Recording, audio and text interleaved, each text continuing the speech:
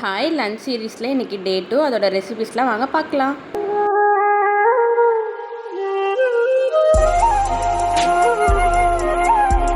சாதம் செய்ய தண்ணி வச்சுருக்காங்க.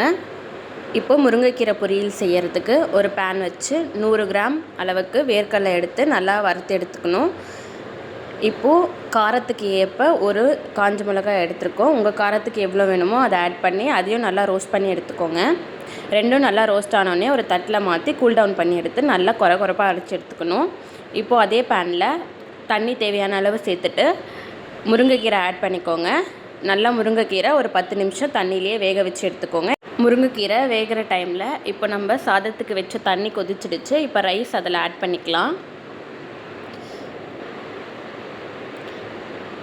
முருங்கைக்கீரைக்கு தேவையான அளவு சால்ட் ஆட் பண்ணிக்கலாம். சால்ட் ஆட் பண்ணதுக்கப்புறம் வேர்க்கடலை காஞ்ச மிளகாய் நல்லா ரோஸ்ட் பண்ணி அதை கூல் டவுன் பண்ணி மிக்ஸி ஜாரில் நல்லா குறைப்பாக அரைச்சி எடுத்துக்கோங்க. அரைச்ச அந்த வேர்க்கடலை காஞ்ச மிளகாய் ஆட் பண்ணி நல்லா மிக்ஸ் பண்ணி எடுத்துட்டிங்கன்னா நமக்கு முருங்கைக்கீரை பொரியல் ரெடி. முருங்கைக்கீரையில் நிறைய அயன் சத்து இருக்கிறதுனால வீக்லி ஒன்ஸ் எடுத்துக்கோங்க. சாதமும் நல்லா கொதித்து ரெடி ஆகிடுச்சு. இப்போது ரசம் செய்ய ஒரு மிக்ஸி ஜார் எடுத்துக்கோங்க.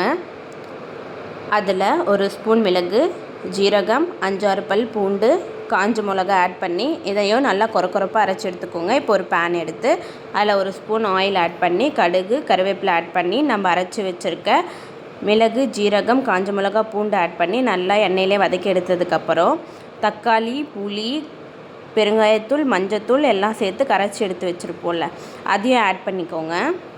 ரசம் ஒரு கொதி வந்தோடனே ஆஃப் பண்ணிவிடுங்க. ரசம் ரெடி ஆகிடுச்சு.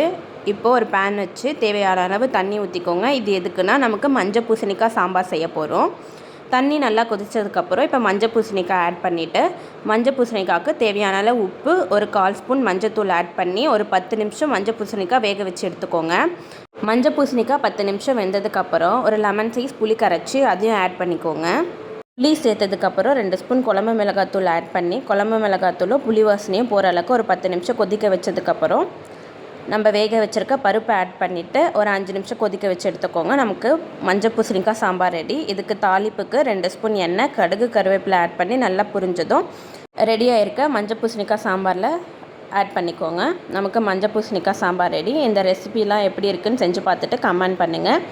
இன்றைக்கான மெனு என்னென்னா பார்க்கலாம் வாங்க. சாதம், மஞ்சள் பூசணிக்காய் சாம்பார், ரசம், வேர்க்கடலை ஆட் பண்ணி செஞ்ச முருங்கைக்கீரை பொரியல், பாவக்காய் பொரியல், மோர். பாய்.